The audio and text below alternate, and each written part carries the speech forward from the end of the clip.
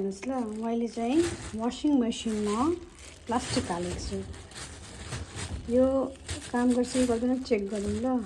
लुगामा वासिङ मेसिनमा चाहिँ मैले किन हालेको भन्दाखेरि म अहिले तपाईँलाई लास्टमा बताउँछु। मेरो लुगा धोइसकेको छ, हेर्नुहोस् ल।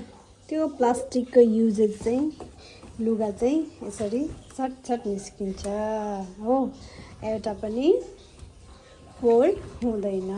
हेर्नुहोस् ल, सट नि हो, केही गर्नै पर्दैन। नत्र भने त लुगाहरू सबै एकै जग्गा उयो हुन्थ्यो नि होइन। ए हो, tricks it's working guys, try it.